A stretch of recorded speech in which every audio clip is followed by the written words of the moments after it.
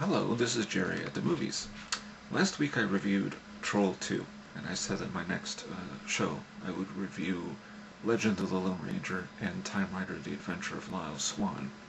But this week I decided I would do something else. I would talk about a disturbing new trend in Hollywood, remakes.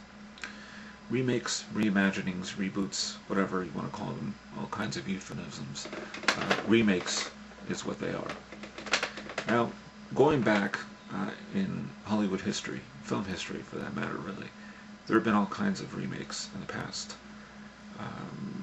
Alfred Hitchcock remade his own film, The Man Who Knew Too Much, which was actually better, the version with Jimmy Stewart and Doris Day. Doris Day, of course, singing the song that I believe won an Oscar, Que Sera, Sera.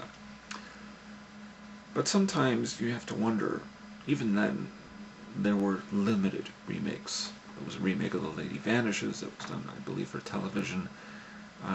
You didn't see them in great abundance, even in those days. Of course, King Kong was remade in 1976 with Jeff Bridges and Jessica Lange. And although clearly not as good as the original, still, it's one of those rare instances where a remake is sometimes at least more or less equal, to the original. So you've had remakes.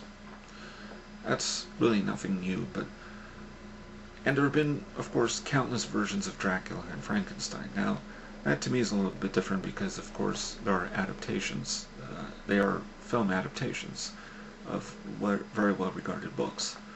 The Wolfman, Dracula, Frankenstein, Pride and Prejudice, Shakespeare plays. There have been all kinds of versions of all these type of things. No, my problem is not even remaking The Wolfman with Benicio del Toro, which I haven't seen, but of course the original is a classic with Lon Chaney Jr. So no, I don't object to that, but what I do object to is things like, for example, films that start off very well, are near perfect, or near perfectly realized, if not perfectly realized films.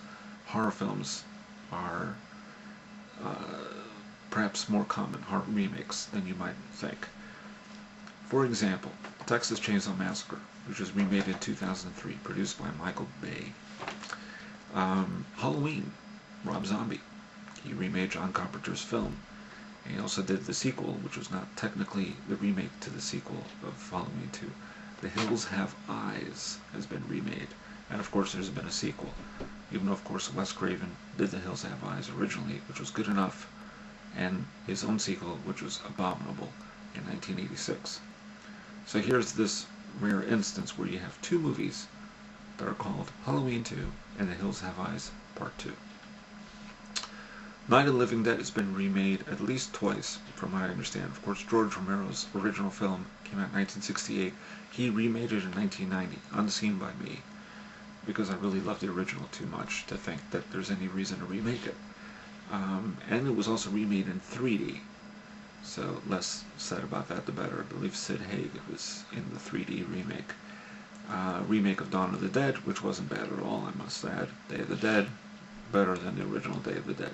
But in general, you have things like Nightmare on Elm Street is being remade, and of course not with Robert Englund. Friday the 13th was remade. I don't know who's clamoring for that. Last House on the Left.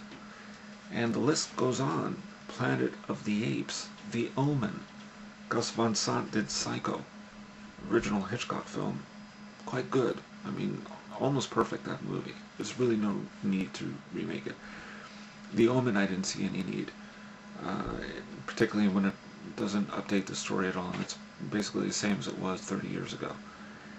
And the original kid, Harvey Stevens, was perfect in it. I mean, you can't imagine a more evil kid when he looks so innocent and innocuous. Rear Window was remade with Christopher Reeve for television.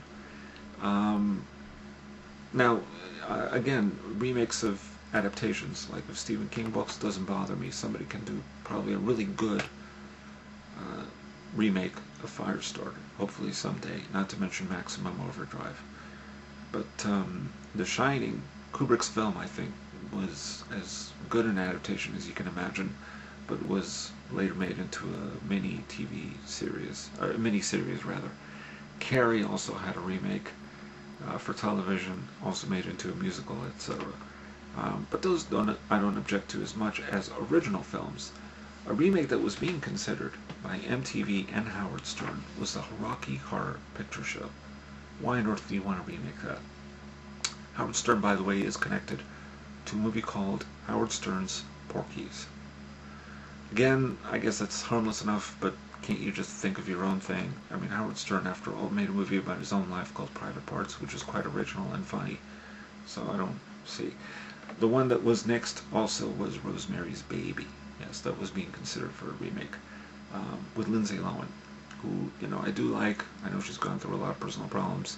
I don't see her replacing Mia Farrow, which I imagine she would have played her role of Rosemary.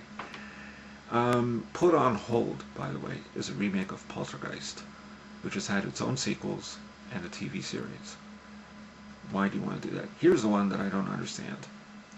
There's going to be a reboot, or a reimagining, whatever you want to call it. I guess reboot is more appropriate, of Spider-Man. Now, Spider-Man did exist in other incarnations prior to the Sam Raimi directed film with Tobey Maguire and its sequels. It was, as you know, an animated TV series and various different versions of that. And there was a television series which was terrible called The Amazing Spider-Man back in the late 70s. But really, you want to reboot that? I mean, with 3 movies, isn't that enough? They were going to do a Spider-Man 4. It was rejected. Sam Raimi, Tobey Maguire, Kirsten Dunst, none of them are going to come back. So instead of a Spider-Man 4, they're redoing Spider-Man. I don't understand it.